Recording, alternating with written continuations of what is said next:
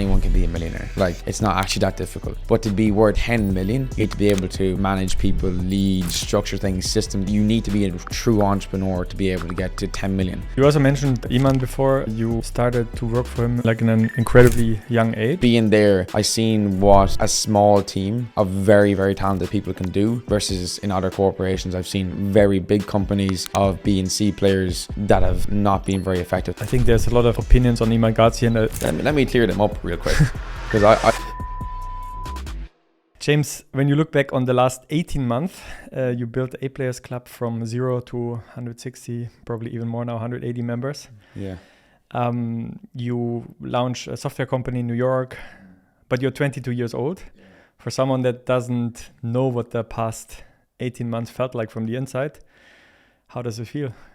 When I went to New York, I met like mentors of mine, and my mentors are very different than the average mentor in the online world.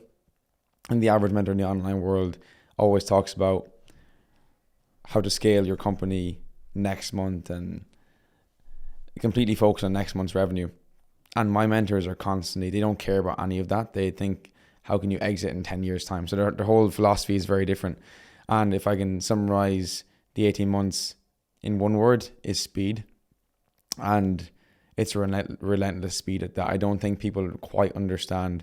If you talk to any of my team, they'd be like, this environment is completely different than anything I've ever been like in my life. And when I say speed, I don't mean speed to scale. I mean speed to learn. We learn ridiculously fast. We adapt ridiculously fast. And so I'd summarize the last 18 months with the word speed, probably. That's awesome. Yeah. If like young people are listening right now that are maybe like you, that started like entrepreneurship maybe around 15, 16 years old, what would you what kind of advice would you give them in terms of like how fast things can change in 12, 18 months?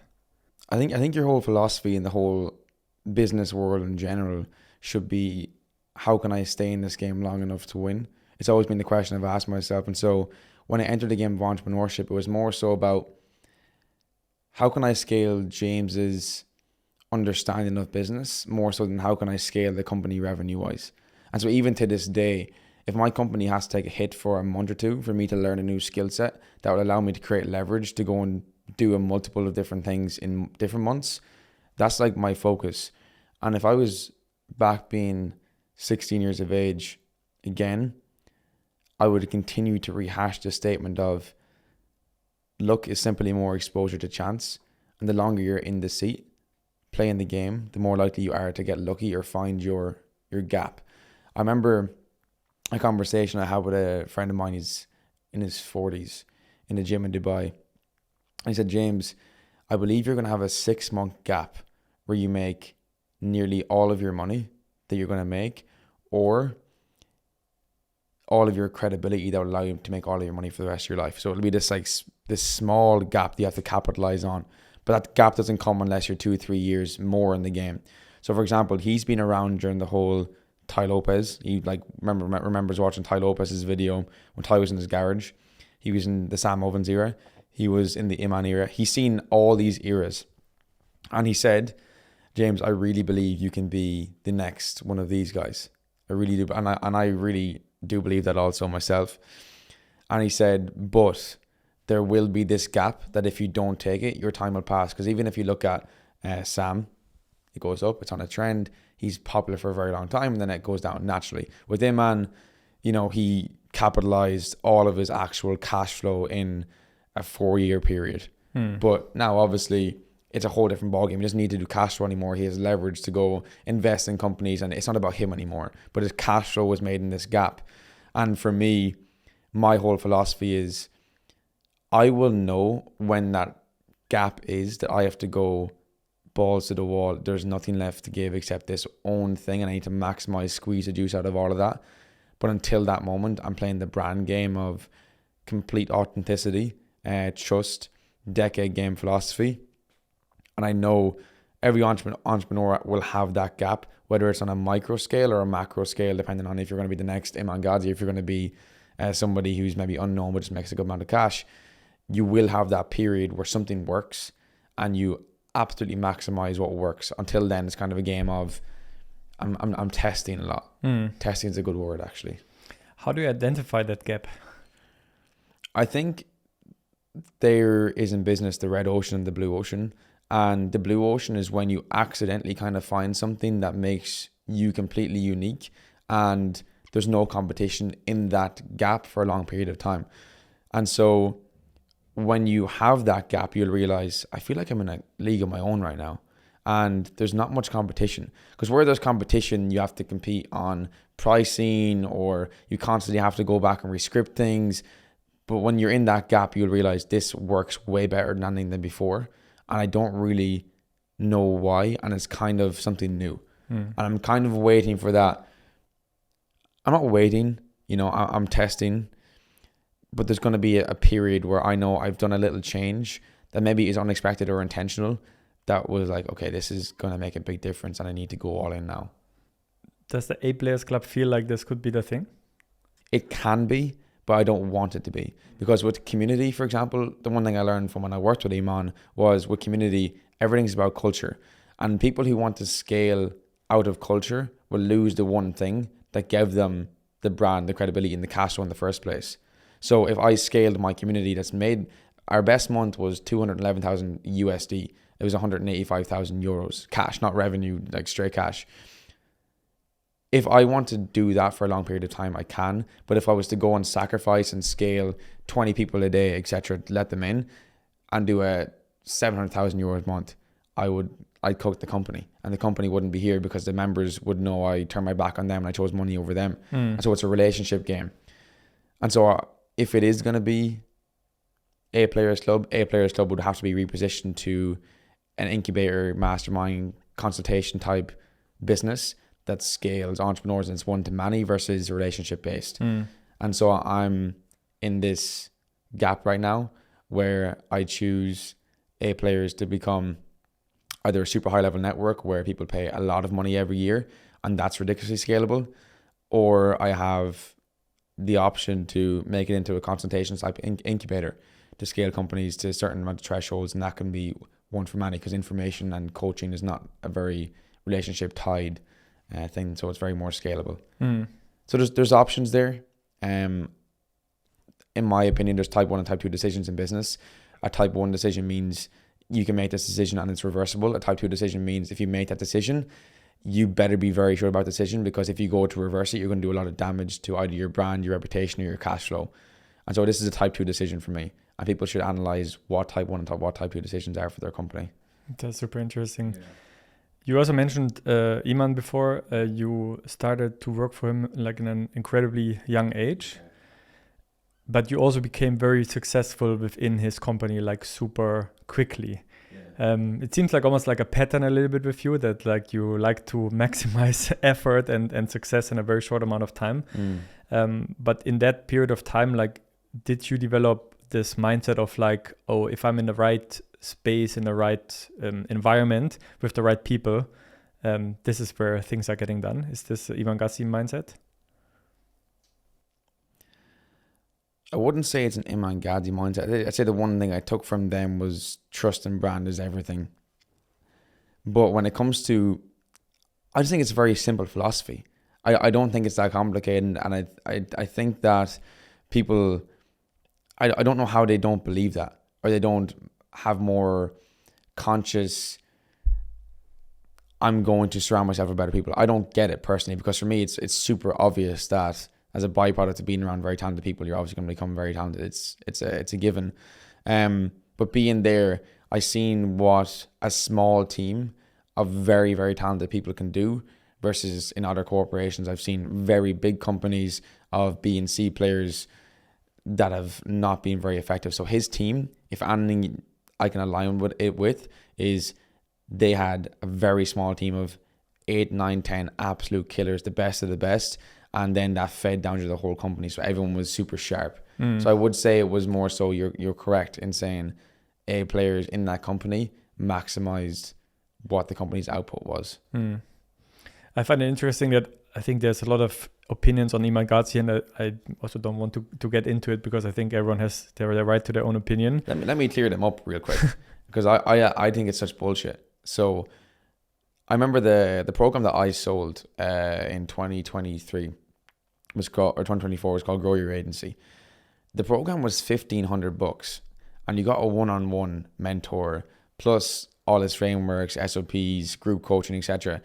In my opinion, for the people that he was selling to, let's say people who had no other direction in life, that they wanted to start an agency, for example, or people who had a very, I guess, average agency, wanted to grow it. In my opinion, for $1,500, which is less than an average wage of anybody across the world, really, to get the mindset, philosophy, surroundings, network, coaching for $1,500, I don't, in any ways, it can't possibly be a scam. Now, if someone was to charge you $10K and they know that you're never going to continue with this agency, etc., that's slimy enough to me. But for $1,500, in if any case, it got them thinking differently. And if you committed $1,500 back then, in my head, the best case or worst case scenario would be, at least I'm doing something, committing to a new version of myself. And for that amount of money, let's call it $120 a month or whatever it is along them lines, that's worth it. It's like paying for a personal fitness coach, but in a business way. And so I personally think no matter what people think of how they implemented it for themselves, there's zero way it can be called anything besides, in my opinion, it was extremely good. So I'll always stick by that. In the scam stuff, I don't get, because I was inside and his intentions are always so pure. So I want to clear that up very quickly, that I don't think any of the allegations are in any ways fair at all. Why do you think the people, I mean, it's not only with Iman Gadzhi, right? Like it's many other people that are very successful and that also carry themselves very successfully online. Why do you think, is it like jealousy of the people, or? I've seen a very good message from a guy called David something on social media the other day. And he said that negative energy always comes when you're at a certain position of power or wealth or influence. And he said that negative energy would have been your negative energy that you would have had to go through, but instead it's being channeled from other people, and so it's actually a positive energy and all that sort of stuff. It's obviously jealousy, and I would more so say it's jealousy of the fact that they've done what they've set out to do versus a jealousy of this person's better than me. It's jealousy of commitment and consistency versus anything else. Yeah, and then I mean, if you look at the completion rate of those courses, it's lies at 3-4%. Right? It's not that high, no. So that's I think always crazy, that I think a lot of people don't realize that even if people buy it, there's very little people that actually implement it, and the people that implement it, most of the time they are also successful. Maybe not with this specific course or with this specific line of whatever, but then later on in life, because they just have the consistency to put through. Let me tell you a trick I use on my team and my clients that allows them to complete things better, or to stay longer in the game, or to make more money. Is we have a thing called Founders Podcast that we listen to every single day among all of our clients, among all of my team. It's like a mandatory daily value. And what Founders Podcast does is you listen to the greatest founders in history. You're talking from the Steve Jobs to the founder of Hyundai, to the Bezos, to the Chesky, to the Rockefellers. And for example, the founder of Hyundai used to have to eat tree bark to survive when he was leaving his rice farm, and then he went on to found Hyundai. The CEO of Intel was a Jewish man who, his mother was like I think his mother was either Russian. I think his mother could have been Russian, and she was raped in a German camp back in the day. And he went on to be the CEO of Intel. And when you see these stories that took 5, 10, 15, 20 years to see ultimate success, you realign your brain very, very fast towards, okay, the expectation of me succeeding next month may not be usually realistic. Yes, we can aim for it, but we're going to stay in the game and play the game long enough to win. Otherwise, because these founders that I study, that's what it takes. And so with my team, they listen to these podcasts every single day, and they know, okay, this is what true success looks like. This other noise over here on social media isn't really what it is. Here's what the greats say. And therefore, when I wake up and it feels difficult for me to do the 100 dials or the outreach or whatever it is in regards to your team, it now becomes, okay, let me just do this for a long enough period of time until it works. And let me do it consistently like the rest of them. And so if anything I would teach to somebody else is help your team grow external to work, so the internal work within the company can flourish. Because if they're not growing externally to what their expectations of success are, it's going to be very hard for them to optimize for your work. Does that make sense? How big is your team now? It's 12 people, which is big enough. I don't think you have to. I think you always have to realize what game you're playing. And our game is borderline in the info space. Let's just call it that. It's a margin game. There's no reason to have margins of 20%, 30%. You need to have a 7% margin, worst case 60% margin with your company. And if it's anything lower than that, you're just playing the wrong game. You have the right idea, but you're in the wrong industry. What are the things that you needed to unlearn after the time with Iman? You said this question before, and I was thinking before we started the podcast, was something that I had to unlearn while working with Iman. The difficulty with answering this question is everything I took it in a positive way, if that makes sense. So I'm trying to remember, I guess, a negative impact that because I didn't resent it. So I'm trying, the emotion that is tied to my learnings is positive. So it's to go back like 2, 3, 4 years and try to remember something that was a negative thing in a negative state is difficult. One thing that was, I guess, a learning that they did wrong that I took away that I implemented in a positive way, if that makes sense, would I answer it like that? Was we had a very strong sales team of about, I guess, 11 or 12 people. And we scaled the sales team very fast. So we went from 11 people to 36 people. And it pretty much destroyed culture. And we had to scale back down to 12, 13 people. And one of the things I've had to unlearn was that to grow at speed sometimes, or to grow in the long game, you sometimes do have to take stuff that's very serious with culture a bit more slowly. So I've never added 5 people onto my team at once.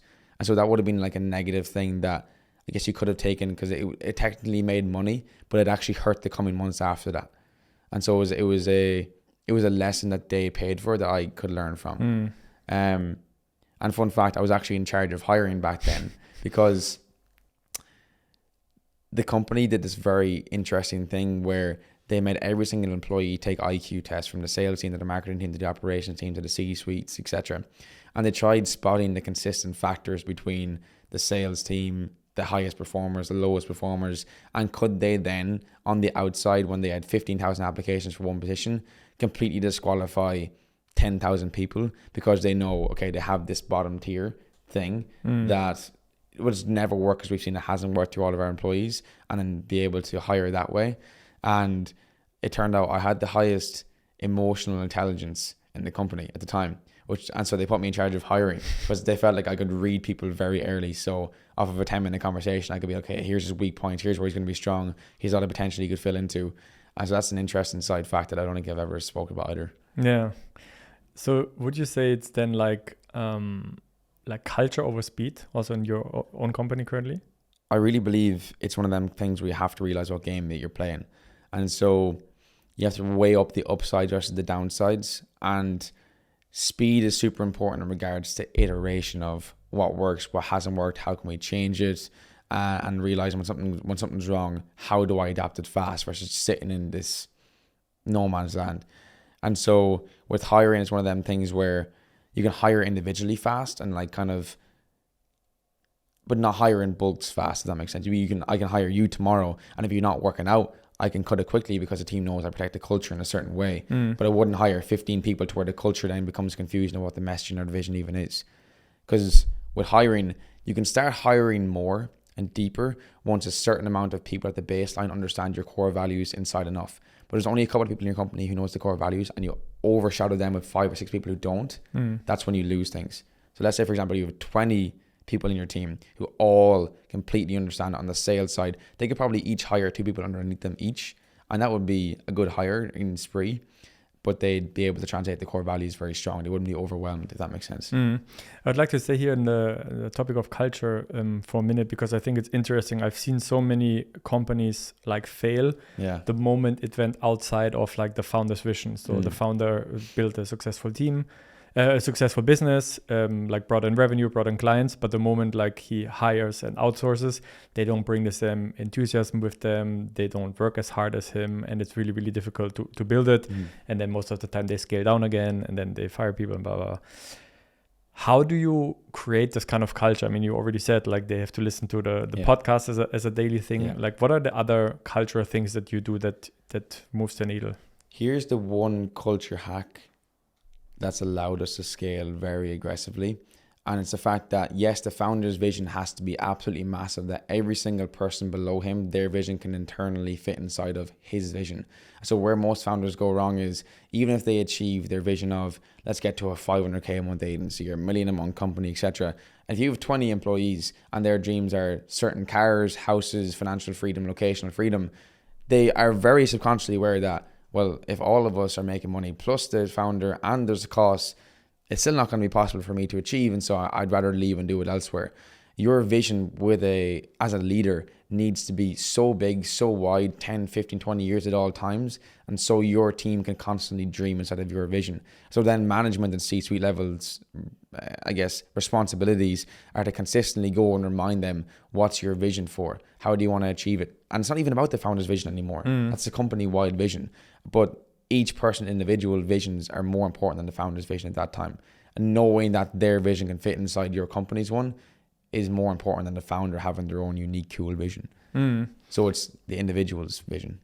Because for A Players Club, you set out, I think by 2028, you want to have 10,000 millionaires. I want to have 1,000 people earn over 10 million a year. Because I believe I don't care about millionaires, but in my opinion, millionaires, anyone can be a millionaire. Like, it's not actually that difficult. But to be worth 10 million, you need to be able to manage people, lead, structure things, systems. You need to be a true entrepreneur to be able to get to 10 million, to sustain that at least. Anyone can flute their way to a million. So I want to have 1,000 people worth more than 10 million a year. That to me is real business. If you say out like those big visions, like is this also sometimes, like does it scare you as well sometimes? It doesn't scare me. Honestly, it inspires me to figure it out.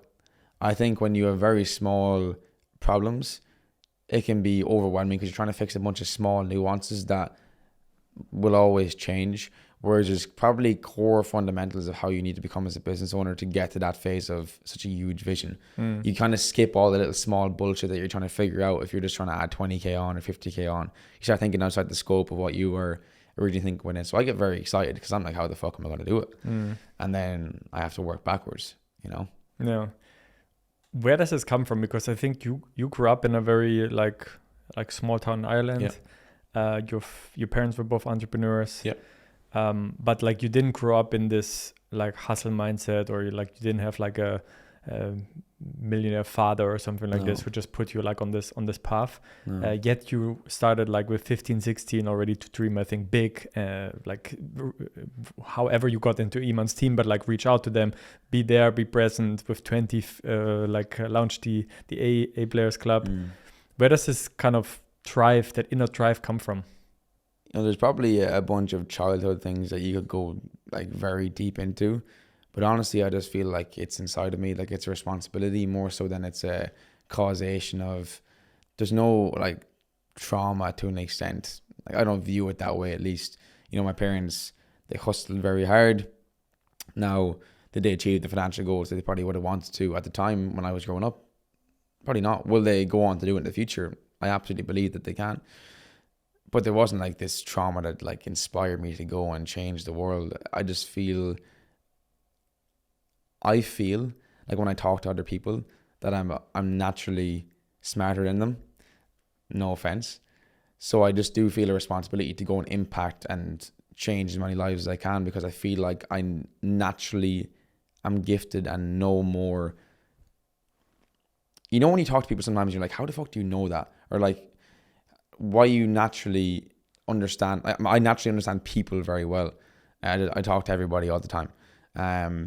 And so I understand business at a very decent level across different foundations. So I feel like I have a responsibility to use that gift that I've been given. And that's literally it. So why wouldn't I maximize potential? Yeah. Why did you deliberately, it seems, choose to like invest more into kind of like your personal brand as like legacy rather than this kind of like short-term hustle entrepreneur. What I mean with it is like, I feel that with many other people with 22 years old that would have made the money that you made and make the money that you make, they would like show it way more. Cars, watches, yachts, expensive stuff, business flights, all this kind of stuff. With your content, like what I've seen so far, it doesn't come across in this way. It comes more across of like, hey, I want to build something that lasts rather like blowing out all the money that I have when I'm 22. Where does this kind of mindset come from? Is it like a philosophy? Is it like a branding thing? Is it like a legacy idea? There's probably two sides to it. The first one is that the entrepreneurs who do the first thing that you spoke about, I feel are very insecure. And so their drive comes from an insecurity of not having money or love, or they weren't loved for who they are. My parents loved me for who I was, regardless of what position I was in, how the teachers thought about me, etc. Okay, they loved me. And so I felt loved. And so I never felt like I had to prove myself to anybody, which they do, I feel. The second thing is that I feel like you can show wealth in two ways. You can show wealth in material, or you can show wealth in relationships. And I think if you look at my page, you still feel like there's wealth there, but the wealth you feel like are from connections, and you feel like they're from access, and you feel the wealth and the draw in a different way psychologically. And so I just knew that if I was to follow a trend or chase a certain material item, they come in and out of relevance. And so I never wanted to come in and out of relevance. I always wanted to be there. I never cared about being the most known, but I always cared about just being there. You see my face every now and then. I don't need to be that one guy who spikes and drops off. I've always thought, how can I just be that person that you're just like, yeah, I know James. I've seen him around. I'm not necessarily usually known for doing anything massive yet, but I don't want to ride waves of trends. I want to be here in 10 years' time. So I want to build my brand off stuff that doesn't change. There's actually a quote from Izzy Sharp.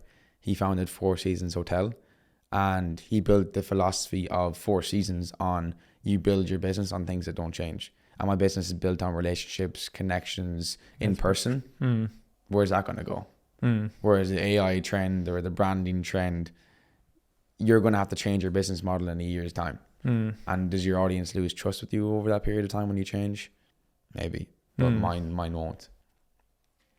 And why? Because, for example, coming back also to that entrepreneur that you had this nice conversation with, that he said like you will earn all your money in a maybe 6 months gap. Looking right now at AI, for example, I think there's massive opportunities to do exactly that. And I think you are like smart enough, you are eloquent enough, you have the resources to maybe also invest into this, right? To start an AI company and maybe make those generational like wealth in a 6 month period with this AI boom. On the contrary, I think you do almost the opposite. Like you do right now you do a European tour with going around in European cities, introducing the A Players Club, making it super accessible for people with I think 400 euro or something like this in some of the locations for people to participate, which is I think very accessible for literally anyone who wants to join. But it all seems like very manual work, very like people focused, very relationship focused, because then you have to handle logistics, or your team has to handle logistics from the location, what are we going to eat, what are we going to drink, where's the boat, what is everyone wearing, instead of like sitting in Dubai behind your laptop and letting 100 AI agents run some commands for you. So Peter Thiel does have that quote where never do things other people can do. That's how he phrases it. And with AI, with webinars, with landing pages, it's everything that somebody else can copy. And I thought with physical events, everybody can copy information, but it's very hard to copy experience.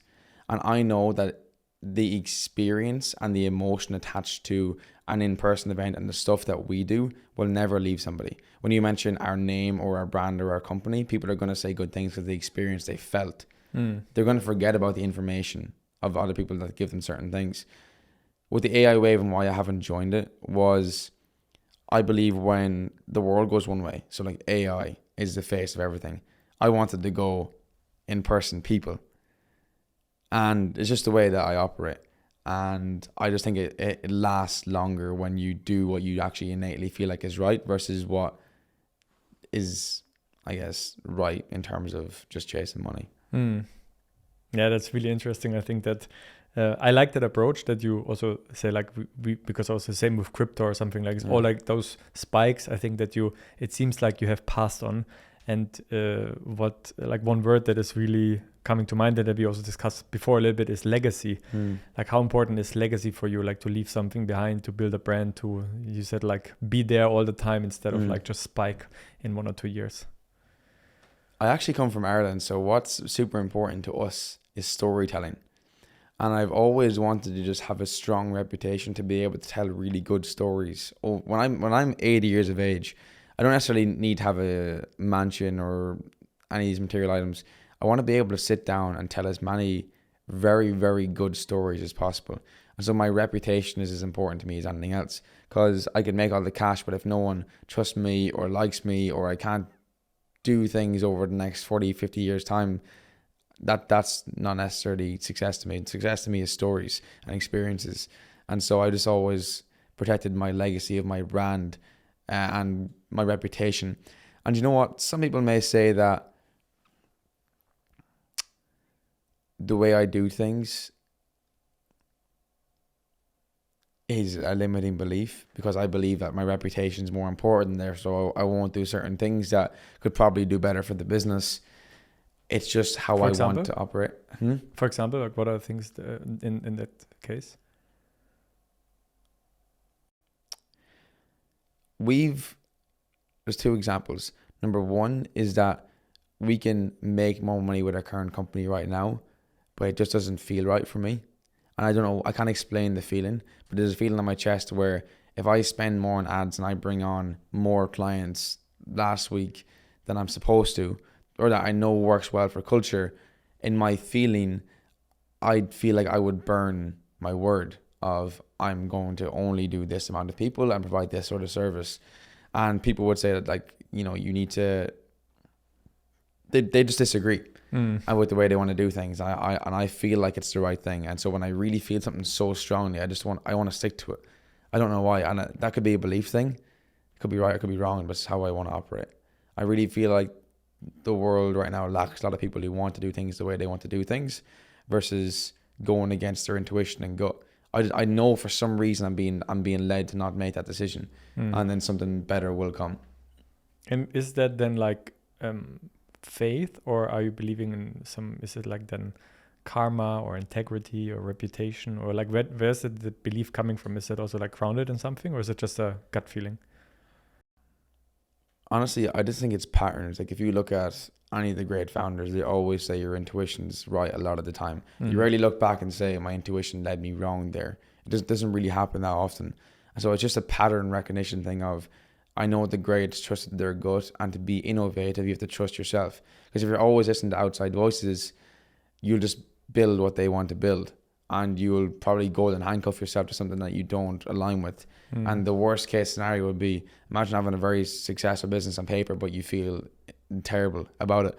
I'd rather wait a bit longer and follow my intuition, because I believe with intuition comes innovation. And if I know in my heart and soul, okay, this feels 100% like the next play, the best play, that's my art and my expression of my work. And I always tell my team, for example, my editing team, if they give me a bad thing of editing, I'm like, you know, this is a bad expression of your own art.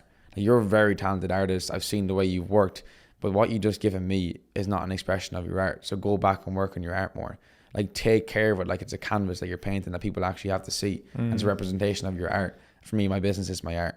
And so if I don't feel like drawing that line on the canvas, I won't do it, because it's not what I want to do with my art. You know, if that makes sense.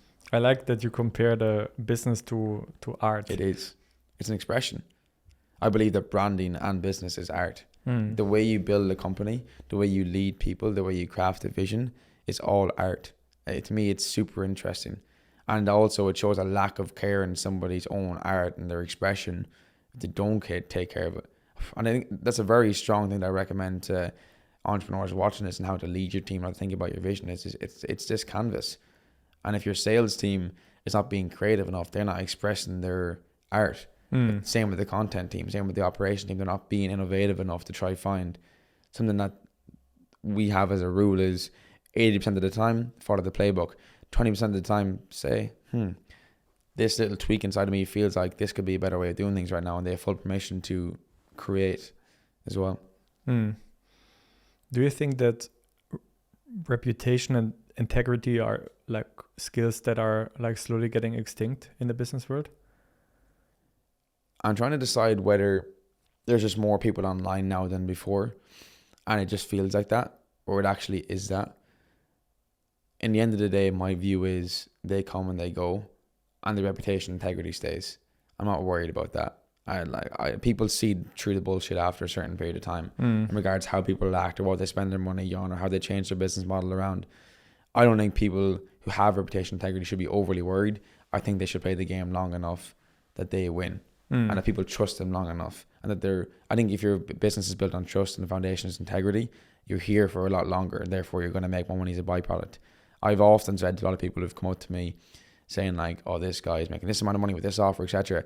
I said, he's making more money than me this month, maybe next month, possibly the month after, but I guarantee I'll be wealthier in 5-10 years time. That's just how I view things, you know? That's so nice. What in your company did you change in terms of like marginal gains that brought you like an insane business advantage? A realization I didn't know existed until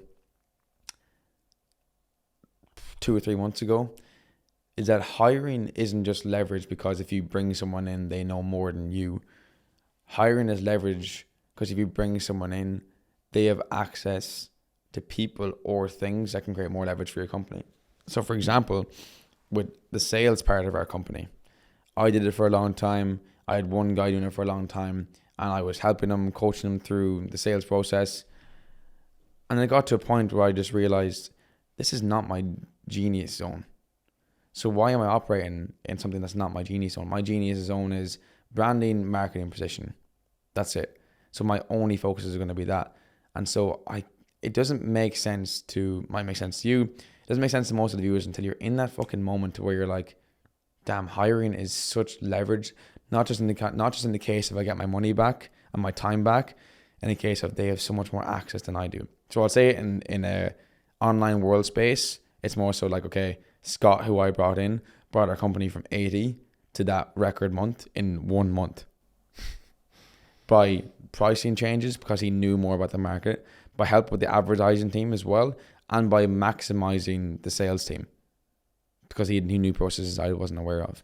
So people often view hiring as a cost versus an ROI investment. Like if I was look at a hire, I look at it for each dollar that I put into this hire, what is it going to return me versus the cost, the upfront. Okay, it might cost me $8,000 a month.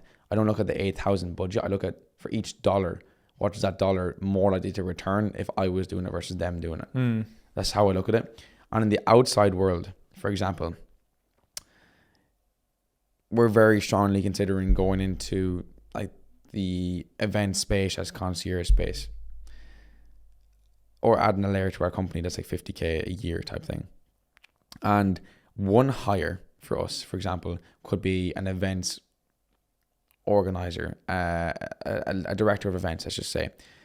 And if I hire someone that has existing relationships with small luxury hotel group of the world or members clubs across London, America, etc., if I hire her, we now can basically use her relationships either in a branding way on the website, or as we talk to clientele, we have relationships with this client, this client, this client, this client.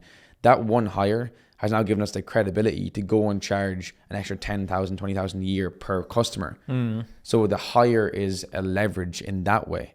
And so now over the last 2 or 3 months, that perspective on the dollar and the ROI and the branding positioning that a good hire can bring to you. Imagine you brought in a webinar person to do some of your personal clients, and you brought in a webinar guy who has experience with this client, these sort of launches. you now have all the right to go to your client and say, we have this experience as a company over the last 5 years with these amount of clients, and now their perceived worth of you and how much they can pay you is now higher. So I've now changed my perspective on hiring as a cost to how can I create as much possible leverage with one person as possible. And if you look at hiring that way, you'll start seeing it very differently. If you would break it down, like kind of what makes a successful business, like in the most fundamental way? The most successful business is, for me, built on very strong delegation. My team, for example, they're shooting a creative campaign here in Amsterdam. We do a creative campaign every month in each city. I don't even know what they're shooting. And what I mean by that is my creative team I hired because I want them to be better at creative than me. And so if I'm always involved in the process, they're not going to get to express it. They know the brand vision. They have the docs to go over to read. They feel it through me.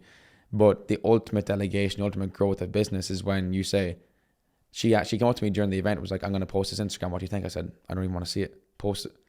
And until they learn to be fully independent within the company, they'll feel like they're being managed, versus when you let people have their own responsibilities fully.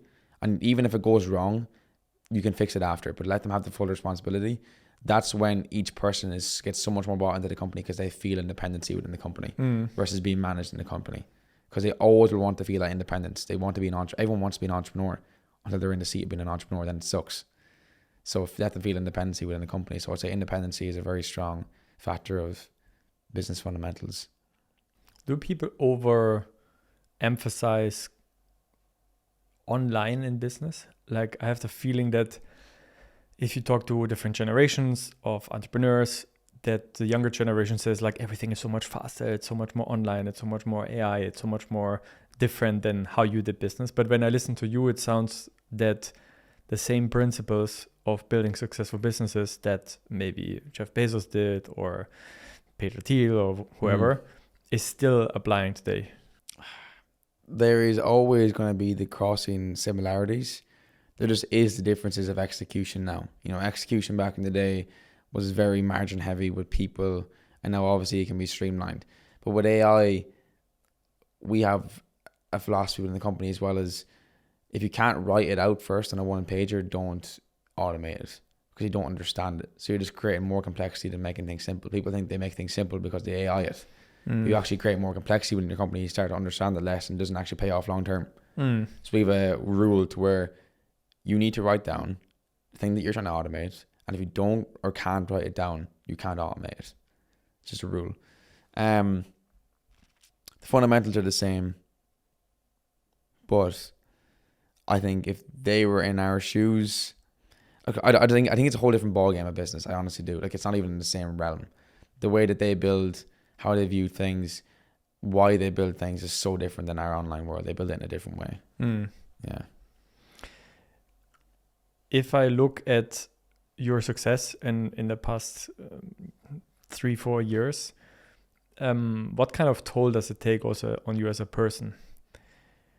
Like, what is the thing that most people don't see? And I just maybe like a small example, I don't know if it's related, but I got a text from you yesterday night at 1:30 a.m. If you could shoot some ads. Is it like something that you do a lot, like staying awake, hustling hard, having 16-18 hour days, or is that past you? It's not like that. It's not the fact that you have to work that much. I think as an entrepreneur, when you get to a certain stage, it's not about physical being on the computer. It's about what can you sit back, not be attached to, and have the time to lead, create, give space to your team, and then with leverage of time, how can you create the next move? Like, you're focused on something that nobody else in the company can do. But I'm not texting you at 1:30 a.m. because I'm sitting there on my computer trying to figure out the next, fantastic specialty. The downside of everything is that your brain just doesn't, you're not very in the moment all the time. Like, no matter where you are, what you're doing, your brain is in the business. Like, my last month of sleep has been about, bro, dreaming about my software company and in-person events. I wake up and I'm already stressed because whether I touch my phone or not, I woke up from a dream where I was fixing something. And so, yes, it's draining, but yes, it's a responsibility. And I always am more so grateful for the pressure than I am envious of anything else. But I'm sure you can relate to, no matter where you are, what you're doing outside of the business, you're thinking about the business. And what kind of toll does it take on yours on life? Because I mean, you're like 22 years old. If I look at other 20 mid or like beginning of 20-year-olds, it's now summertime. You see them in Ibiza. You see them. I'll be going there too. But like, is there a lot of sacrifices that you have to take or do? I'm in this moment of trying to decide what's worth it and what's not. And it's just, for myself, it's trying to decide, what life do I truly want? Do I want to be a Steve Jobs? Do I want to be and have the success of an Elon Musk? A part of me really does want that. But I know the sacrifices that come with that. And then you have to ask yourself the question of, are you willing to sacrifice that for that? It's a very simple concept. And at the moment, I'm still figuring out if that is what it needs to be, because quality of life will go down, impact in the world goes up, and it's always that tier for an entrepreneur. Do you chase the quality of life that you want to so achieve through the reason that you started out in the whole online world, or do you want to impact the world in a very, very broad way? Are you sometimes afraid of missing out? On business impact or on like life? On both. When I'm enjoying life, I'm like, man, if I want to be one of the greats, I gotta do what the greats would do. And then when I get in my really long, when I go in my seasons of extremely hard work, I'm like, well, you know, if I don't have the success of having a very strong family household, you know, being there for kids in the future, is it worth it also? I think that answer will reveal itself to me over time. I don't put pressure on myself to figure out these answers right now. I think they show themselves over time. And you feel what you're drawn to, and it's only a certain very few minimal amount of entrepreneurs who are as driven as the rest of them. And I think it'll show over time whether that's me or not. But I'm just trying to use leverage as much as possible, because in this world now, the good thing is you can have a lot of impact with way more minimal effort than before. And so I'm in the dual stage of mind right now where I'm trying to figure out which one it is which. And when you look at your social life, because of course, when you work this much, have a European tour and all those kind of things, I mean, you're constantly surrounded by people, right? Like by networking events, everyone wants to talk to you. Everyone is like really friendly with you. But in the end, like those are not your friends, right? Like those are acquaintances, network and all this kind of stuff. How do you manage that? Like kind of like recharging maybe with like childhood friends or like long lasting friends instead of like being surrounded? That's a super question. The impact of in-person events monthly is definitely difficult on energy. But it's very, like, I remember an event 2 months ago where I left and I got back and I couldn't move for like 5 days. Not physically, but like emotionally and spiritually. I was just, every part of me had nothing left. Then I actually met a guy who used to do energy practice with Tony Robbins completely by chance. And I said, man, the last time I left that event, I felt like all my energy was draining because I'm on stage over 3 days hosting these experiences. The pressure's on me. My energy that I have, this tank, is being drained by each handshake, each conversation, each piece of value that I give out is taken. And he said, you're viewing energy wrong. He said, energy is something that is always flowing. And if you change your perspective of, I have this tank and through each event it gets drained and I have to recharge, and that you are just infinite energy, everything around you is energy. And when you are giving, you actually get more positive energy back into your body. You will then be more relaxed in these tours. You will come back more and feel even more energy than you did when you left. Why do you have to feel less energy? And when he said that to me, I was like, and let me try this next event. So next event I went to, I had way more energy, and I came back with straight into work. I had the same amount of energy. And so his perspective was very strong on that. And so that's what I recommend to people if they feel drained, is you don't have to feel drained. And then the second thing is something that I probably realized more recently than before. I think when you start business, you're more naive that I trust everybody, everybody's on your side. And I think it's a really good way to go about life, to trust people. You have to trust from a distance, I think, is what I've learned. You have to trust at an arm's length. That, you know, everybody, I want to believe that everybody has the best intentions for me. I really do believe that that's a philosophy I want to carry with me. I don't ever want to change that. I don't ever want to look at somebody and think, before I met them, you're trying to take something from me. I think it's a very negative way to live life. But before I reveal too much about myself or what I'm doing or opportunities or people that I have access to, I want to make sure that that person has sacrificed or shown me that trust for a certain period of time or given first. Because when you're in a position at the moment like I am, people know you have access to things that they want, and I'm conscious of that. But I live life very authentically, and I don't feel like I would match with somebody who is inauthentic. I think I'll be able to see that because I'm authentic, so I can read their energy very well.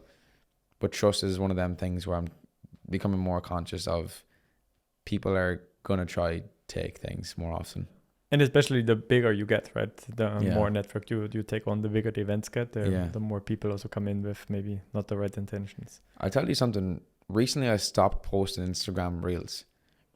And it was a thing where I said to my team, like, we're done with Instagram. We're done posting content short form, because there's a whole philosophy of, okay, you put your whole energy, effort and mindset and all your leverage into this 20-30 second reel where you're focused on these hooks, the meat, the CTA, for everyone to forget about it in 2 scrolls. And is brand truly built through short form content where you can't truly understand anybody? And I said no. And so what I've done is I've pulled back and said, let's be intentional about high leverage content where your audience can understand you. And if you have no Instagram reels available to view, or you don't post them, and people come to your page and the only option is to go watch you long form, you train your audience to actually understand you in a long format way. And I also had the philosophy of, if I go to a dinner table and there's the one guy all dinner who won't stop talking, at some stage you're thinking, bro, please shut the fuck up. And so I thought, when you're posting Instagram reels and you're doing it daily because everyone around you tells you to post reels daily, and at some stage, if you're not useful enough or don't have enough value, people are just going to start scrolling by consciously because, okay, well, I said things the last 70 days in a row, so it can't be something fucking groundbreaking. And so I'm thinking, if I'm going to post reels in the future, which I will come back to doing, they're going to be ridiculously intentional. Maybe 1 reel a week. To when I post, you're like, damn, James posted. What's he saying this time? I haven't seen him in ages. That's the philosophy I feel like brand is built upon. It's built upon mysteriousness. Michael Jackson movie, he never did PR. He never did media. He said, I want to be mysterious. I don't want them to know everything about me. And where I feel like the short vision guys who teach in the online world are like, bro, daily reels, because it's very easy to fucking tell everyone to post every day and then why it's not working. Then you can break down, oh, this isn't good enough. There's 3 seconds here and these 7 seconds here. It's not about that. So how useful are you? What's your background? How much can people trust you? And what have you done? Besides that, the 3 seconds at the front, the meat in the middle, and the call to action at the end, they're all irrelevant unless you're useful. Yeah. And so I wanted to create my audience and train them in a way to where you have to watch me long form. You have to understand me. And when I post, you listen, because I don't just post for the sake of posting. I don't waste your time. When I post, your time is valuable with me. That's a philosophy I'm now geared more towards, because Instagram Reels is now a commodity. If anybody can do it. So if anybody can do it, I want to do it in a different way. You know? It's again a good example of something that happens and you try to go the opposite direction. But I also really agree with you, because I think that this kind of just like this attention hacking, right? This everyone knows, okay, the hook needs to be delivered. Like, I don't know, even the 6-year-old content creator knows now, like, oh, in the first 3 seconds I need to deliver the hook, then I need to deliver that. So then it's not so much about like what value you give, but more like, oh, how can I hack basically people's attention span? Imagine you put all that energy and time into actually growing your business. Yeah.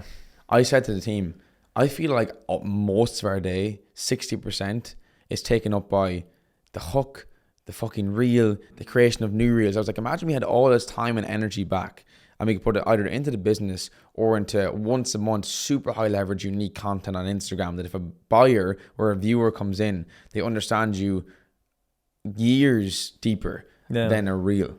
And so sometimes the time is super valuable as an entrepreneur because you can sit back and you can think, like, what's actually happening here? You don't take it for what it is. You go back and you question a couple of layers deeper. You're like, wait, everyone can post.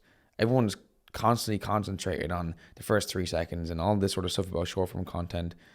Everybody is competing for 3 seconds. Why don't I just play a different game and compete for 20 minutes? You know, where there's less competition and less competition. And I think, I mean, that's also why I started a podcast. Is like, people don't understand the vanity metrics that are 1,000 views. Someone recently said to me, because it was about posting and how many times to post and all this kind of stuff, and I said like, I don't know sometimes if I should post or not, and you know, putting yourself out there. And then he said, if you feel like, if you're afraid of posting, just post, because tell me one reel from yesterday that you watched that you remember. Zero. And that's scary, because I know I watched maybe 25 or 30 or 50 of them an hour, and you don't know anything. It's nothing. Absolutely wild. It's all about the intention of what you're posting. I think the intentionality is a super key word I learned from this weekend. We had a friend called Nick Setting come on. He did a speech, and I think he summarized it very well, to where your content has to be very intentional, and if it's not intentional, you'll waste your audience's time. And I love the perspective of, how can I train my audience? I always ask myself that question.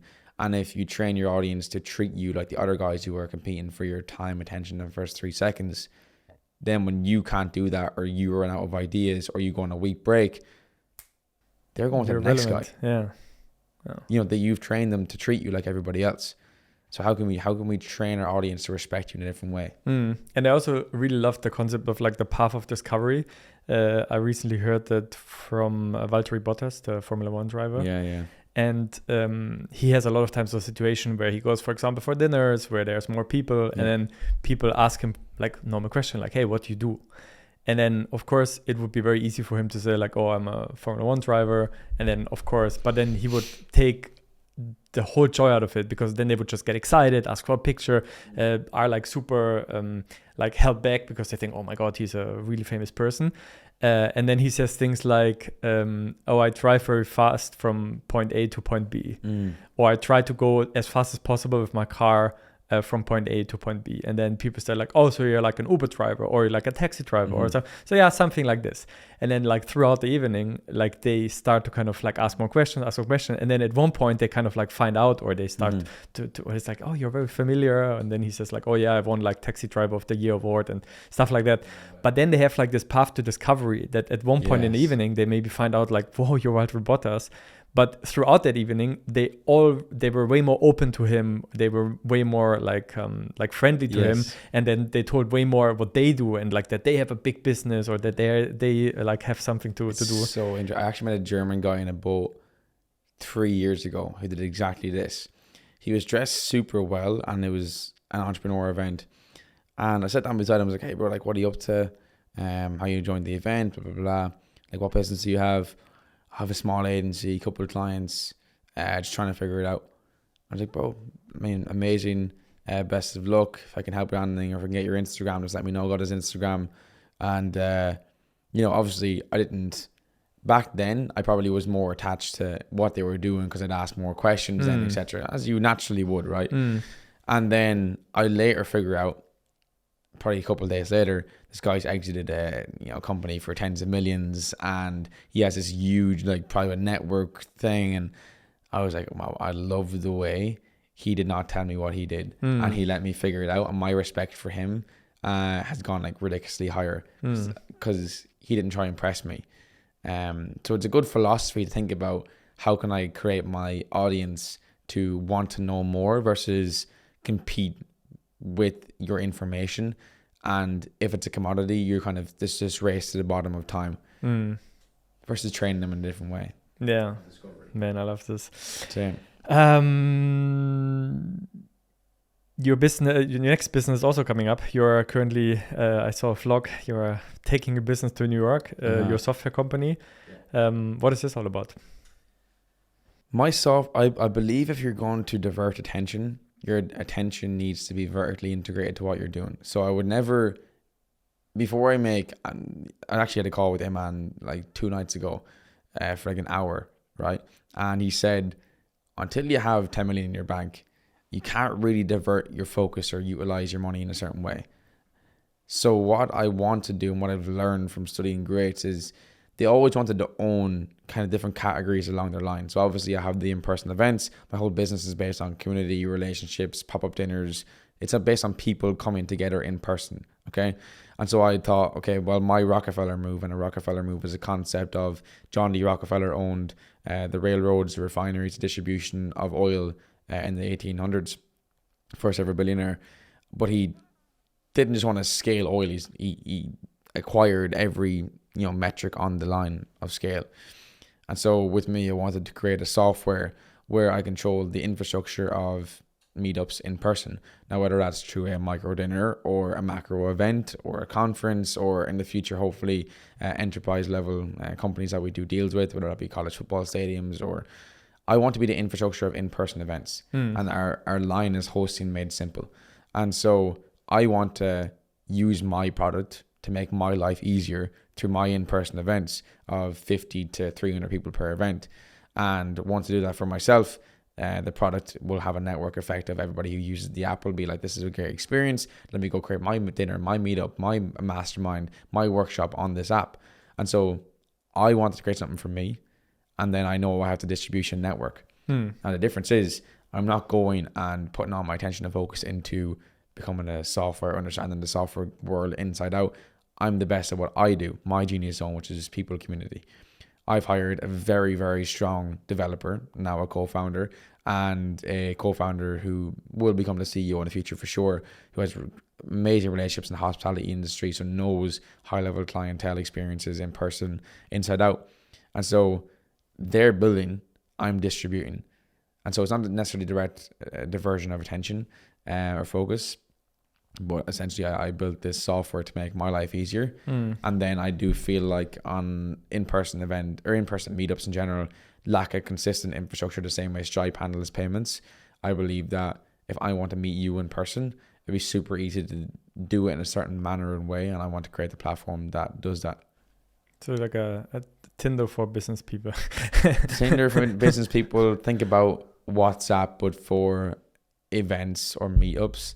To where WhatsApp is a bit of everything right now, and when you have meetups, people don't really understand the logistics behind even an event of 50 people in regards to the communication with venues, vendors, how clients are getting their recommendations of hotels nearby, check-ins on the day, who's running late, when's the speaker changing. There's a billion different things, and we want to make that as simple as possible. We have AI heavily integrated into the actual software, so I'm utilizing it that way. But I think people should keep an eye out. It's going to be something very strong, in my opinion.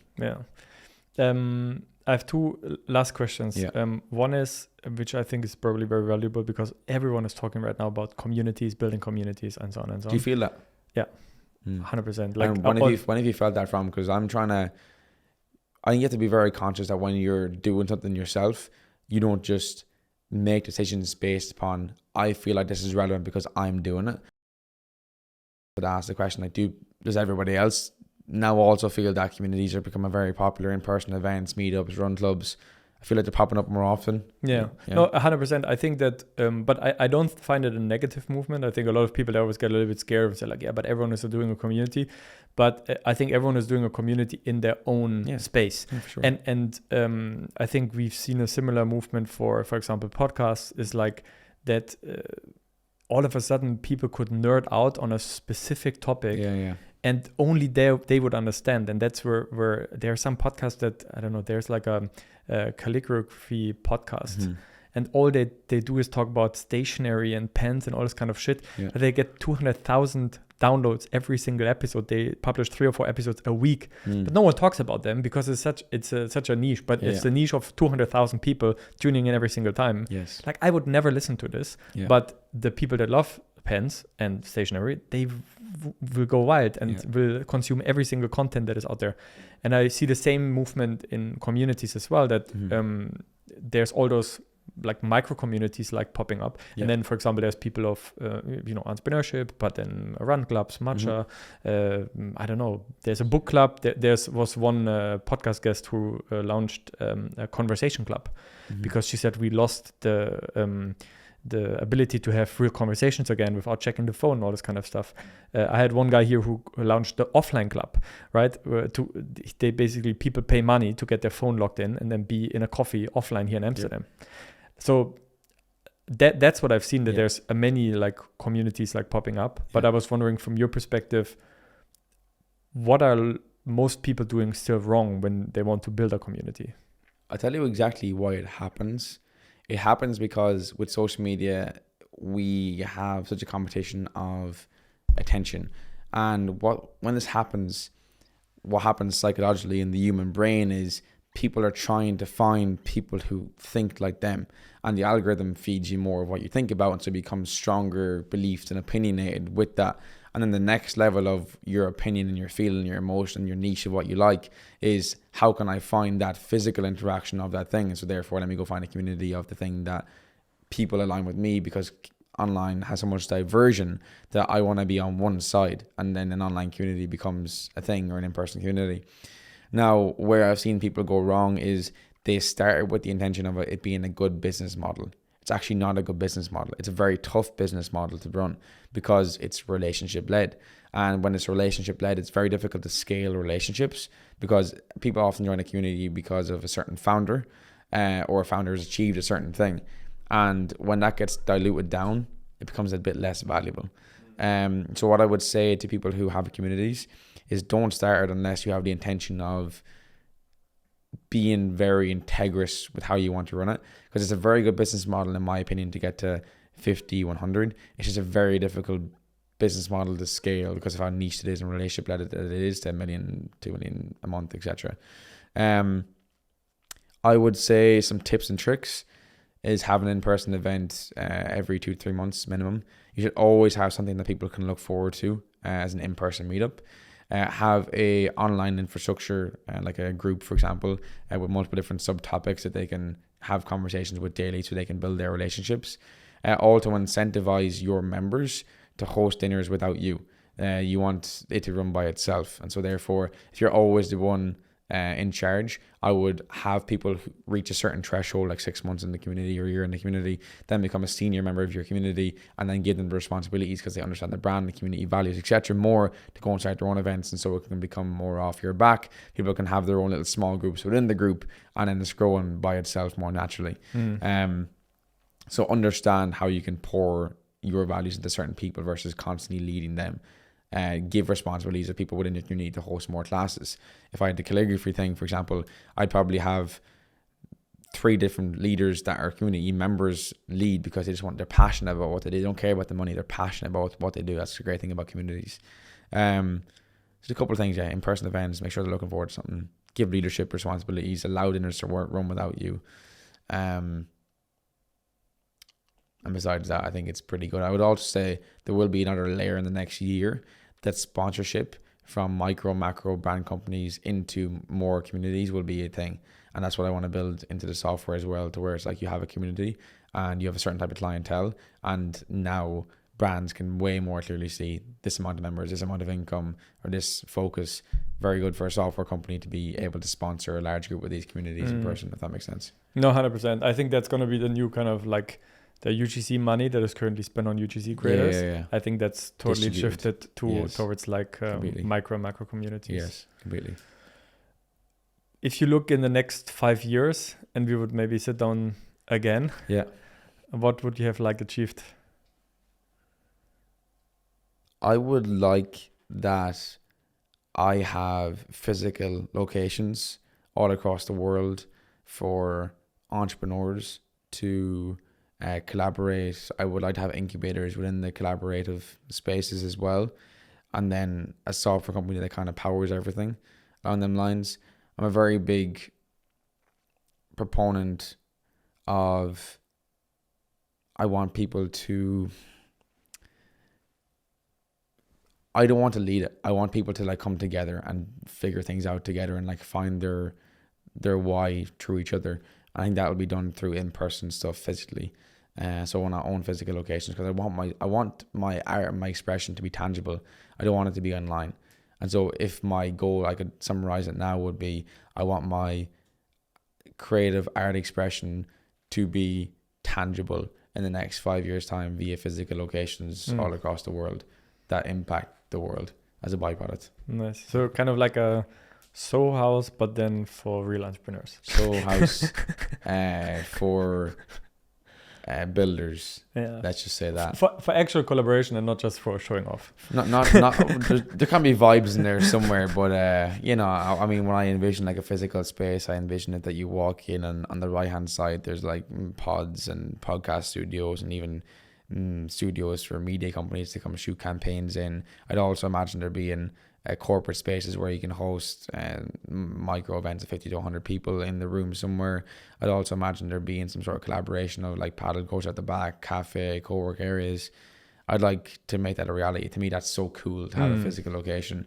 It comes with a lot of risk and downside and upside, but it's something I want to do anyway. I don't really care what it makes. Yeah. It's just an expression, I think, that makes everything make sense. No, I think so. And I think that many have tried that, but I think that they always lack one thing. So they either lack like a strong community focus, or then they are too corporate, or then they only care about the money, so they make it so exclusive that it's not attainable for anyone. Yeah. I definitely see that there's like a big space for this kind of idea. There is, with how accessible it's becoming to be an entrepreneur. They need to go somewhere. Yeah. And no one wants to sit online all the time. So it's just, I think it's going to happen. It's just who does it. Yeah. And hopefully the name is James. Hopefully his name is James. And the last name is Galligan. Yeah. Nice. I have 3 final questions for you. Yeah. They're really quick. What's something that you're learning right now that you're not good at? I would like to say speech. So it kind of comes in 2 ways. In person, presenting, I feel like can be way stronger. Steve Jobs, when he was working at Pixar, under a guy called Ed Catmull, he founded Pixar, said storytellers rule the world. Like, look at Steve Jobs. He was an entrepreneur, but he was probably one of the best storytellers of all time. And so the best brands can create a really good story. And I don't feel like I've nailed that yet. I've created a really aesthetic brand, cool brand, but my storytelling is something that I want to become very, very good at, which I'm not the best at right now yet. So storytelling, and then the other side of that, it encompasses, when you're creating content, you can get your point across clearer. So it's kind of the in-person and offline storytelling aspect I want to get really good at. Yeah. Okay, nice. What name would you give this chapter of your life? I call it the gap. The gap? Yeah. Nice. I feel like I'm in that gap where in the next 6 months, if I play my cards right, I will be on something very, very like generational for me personally. And I know that I need to maximize it. Nice. The gap. It also has like, I would read that chapter. Yeah. Sounds nice. It'd be fun. And the last question is, if you could send a SMS to all mobile phones in the world, what would you send? Luck is simply more exposure to chance. Luck is simply more exposure to chance. Mm-hmm. Very nice. Yeah. Thank you so much, James, for coming on, sharing so much wisdom. I think I personally learned a lot, but I think also the listeners learned a lot. I take a lot of cool things away. I think one of the things that stood out to me the most was really kind of like putting the right people into the right place in your company and hiring early. Yeah. I think that's very cool to learn. So I think that's a really important skill to have as well. A good podcast only comes down to good questions. I've watched certain podcasts of certain people, and the host doesn't get the information that he should get out of a very, very good guest sometimes.